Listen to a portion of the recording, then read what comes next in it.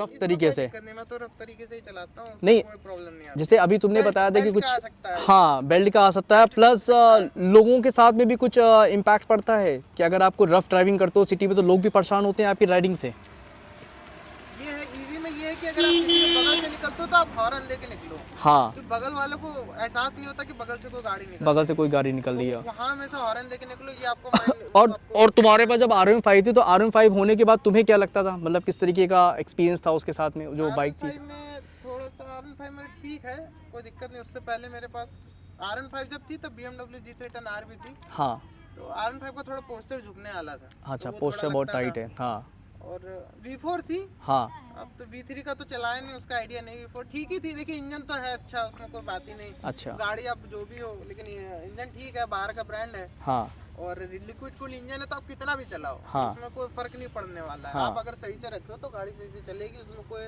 दो राय नहीं। आप कैसे रखते हो वो आपके ऊपर डिपेंड करता है। ठीक है, अब अगला मेरा सवाल अंशु से है। जी। अंशु, मुझे ये बताओ, तुम यामाहा ओनर हो, इसके पहले तुम्हारे पास कौन सी बाइक थी हायरार्की में? मैं फर्स्ट बाइक ही यामाहा की R15 ओन कर अच्छा, रहा हूँ। तुम्हारे सिबलिंग्स कोई हैं घर में जिन्होंने बाइक ओन कर रखी, उसके पहले कोई घर पे कोई भी नहीं थी? मतलब मेरे पापा की जो बाइक, मैंने स्टार्ट तो वैसे हीरो स्प्लेंडर से किया। स्प्लेंडर से किया था, स्मार्ट राइट? मतलब पापा के पास थी। हाँ। उससे मैंने चलाना उससे ही शुरू किया था। तो मतलब वो पहला प्यार है। पहला हाँ, मतलब वो सीखा था, उससे, सीखना- स्प्लेंडर से, उससे एक सीखा लगाव उसी से, है, हाँ, राइट? लगाव है। हाँ। वो आज भी है पापा के पास। आज भी कभी है। भी मैं चलाता हूँ तो एक इमोशंस मतलब याद आते हैं कि भाई इसी पे सीखा है मैंने चलना। इसी से मैं सीखा और फिर हूँ। दौड़ने का इसने किया है। जी। जो पुश दिया है वो इसने दिया है। इसने दिया है दौड़ने का।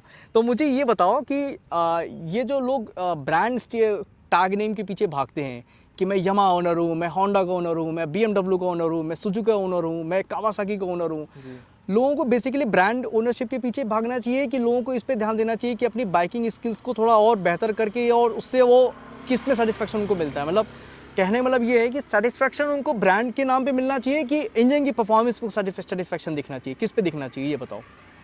देखिए ब्रांड की अगर बात करें तो देखिए यामाहा का भी अच्छा इंजन है। हाँ। कावासाकी का भी अच्छा इंजन है, वो भी हाँ। जापानीज है। हाँ। तो हम ये नहीं कह सकते कि नहीं यामाहा ही अच्छा है। हाँ। ऐसा नहीं है। हाँ। अब डुकाटी है वो इटालियन है, तो वो ऐसा नहीं कि वो बेकार है। हाँ, हमें मेन देखना हमारा बजट क्या अलाउ कर रहा है। बजट क्या अलाउ बजट क्या अलाउ कर रहा है, हमें क्या पावर चाहिए। हाँ। अगर हमें नॉर्मल पावर चाहिए तो हम देख सकते हैं कि यामाहा में ये बाइक मिल रही है। हाँ। अगर हमारा बजट है बहुत ज़्यादा हाँ। तो हम BMW भी ले सकते हैं। हाँ। डुकाटी पैनिगेले भी ले सकते हैं। हाँ। तो वो हमारा वो मतलब नीड पूरी करने कुल की। मिला के वही है कि जितनी पैसा लगा उतनी बढ़िया मिलाई मक्खन आपको जितना मिलेगी। गुड़ उतना मीठा। उतना गुड़ इतना मीठा। हाँ, बेसिकली ये बेसिकली ये। तो वो हमारी नीड्स के ऊपर डिपेंड करता है। हाँ।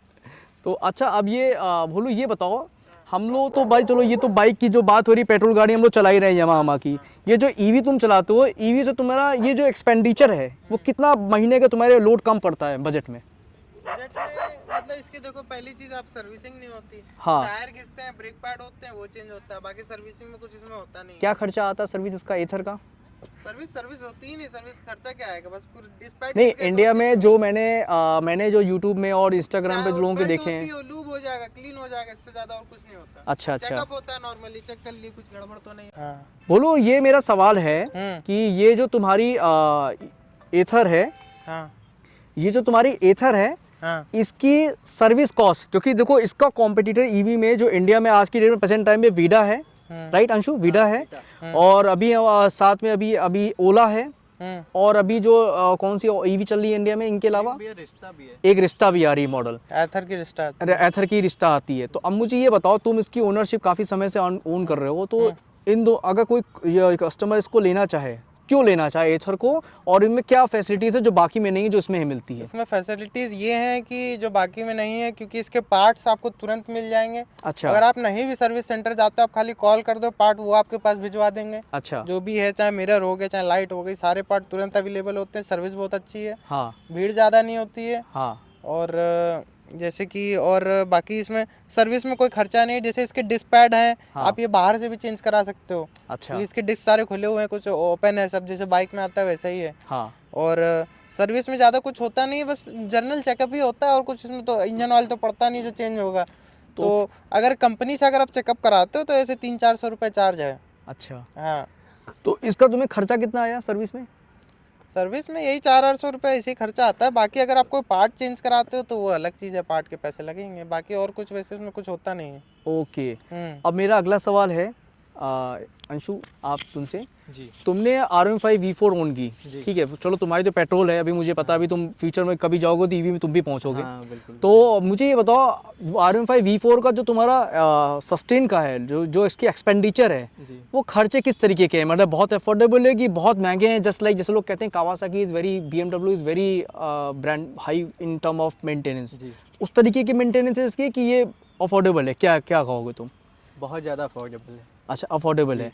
और क्योंकि ये बहुत मतलब लोअर सीसी में है, हाँ। तो इतना ज़्यादा इसमें मेंटेनेंस नहीं चाहिए होता है, हाँ। Like other super bikes. वो अच्छा। सुपर बाइक कैटेगरी है, ये अपना स्पोर्ट्स नॉर्मल में आ जाती है। हाँ हाँ तो इसमें आपका क्या है, सर्विस जो रहता है वो 2000-2500 पे सर्विस कराना रहता है। अच्छा। जो कि आपका सर्विस मैक्सिमम आपका 3000 तक, 2500-3000 अगर आप मेजर करा रहे हैं तो। मेजर करा रहे हैं अगर तो। आप सिर्फ ऑयल एंड डिस्क पैड वगैरह चेंज करा रहे हैं तो आपका 2000 में भी हो जाएगा। अच्छा जी, अगर आप करने पे आ जाएं तो। ओके। बाहर से मैं बात कर रहा हूँ, अगर हाँ। कंपनीज कराएंगे तो आपको थोड़ा सा चार्जेस ज़्यादा पड़ जाते हैं। काम Charges वही होना है, चार्जेस हाँ। थोड़े ज़्यादा हो जाएंगे। Okay okay. अच्छा मेरा एक और सवाल है जो कि बहुत कॉमन है इंडियन यूथ्स में, जैसे भाई इस बाइक का आप लुक देखो कितना एग्रेसिव लग रहा है आगे से, ठीक है, पुरानी वाली भी एग्रेसिव थी, नई वाली भी और एग्रेसिव है।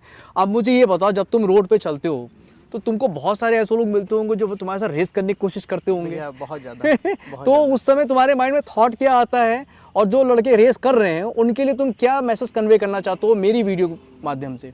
भैया मैं यही बोलूँगा कि आपको रेस करना है, हाँ। आप एक्सप्रेस पे जाइए। हाँ यहाँ पे आप सिटी में जो कर रहे हैं, अगर कुछ इन केस हो गया तो फिर आप ज़िंदगी भर के लिए घर में बैठेंगे। हाँ। हाथ पैर कुछ भी गया, हाँ ज़िंदगी भर घर में बैठेंगे। और हाँ। ऐसे आप बाइक को देख करके रेस करने, मुझे मैक्सिमम भी मैं आपको बताऊँ तो कौन मिलता है, हाँ या तो कोई स्प्लेंडर वाला हाँ, या तो हाँ। रेडर वाला। हाँ रेडर आज की डेट में बहुत ज़्यादा मुझे टीवीएस के परेशान- राइडर वाले हाँ, बहुत परेशान परेशान करते कर हैं। रहे हैं। हाँ तो ये चीज़ है मतलब, लेकिन मैं उनको बिल्कुल भी इग्नोर करता हूँ एकदम। जैसे हाँ। वो निकल भी गए, हाँ ठीक है भाई आप निकल जाओ, मैं रोक दूंगा गाड़ी। हाँ आप जाओ भाई। देखो ये मैच्योरिटी की निशानी होती है मेरे भाई, कि आप देखो वो आपके सामने उस तरह की चीज़ें नहीं करना चाह रहा है।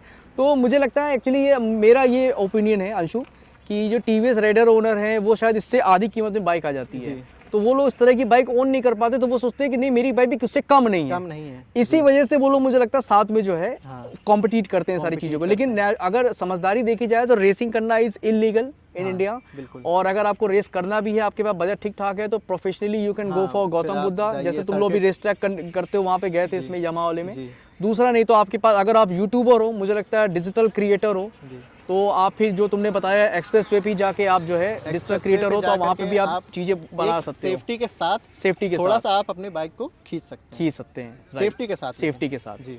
तो सेफ्टी लेना भी, गियर्स लेना भी इसमें वो है। बहुत बहुत ज़रूरी है। अच्छा एक और बहुत कॉमन क्वेश्चन है, लोग यार इस तरह की बाइक जो है यूजुअली कहते हैं वो पीछे की सीट पे गर्लफ्रेंड के लिए लेते हैं। ऐसा नहीं है। कुछ लोग कुछ मतलब ऑडियंस ऐसी भी है जी। जो पीछे की सीट में गर्लफ्रेंड के लिए भी वो करती हैं, तो उसमें तुम क्या कहना चाहोगे, क्या फीडबैक देना चाहोगे? क्योंकि देखो भाई तुम उसको नकार तो सकते नहीं हो, नहीं, वो ऑडियंस एग्जिस्ट करती है अपने इस अभी- दुनिया में।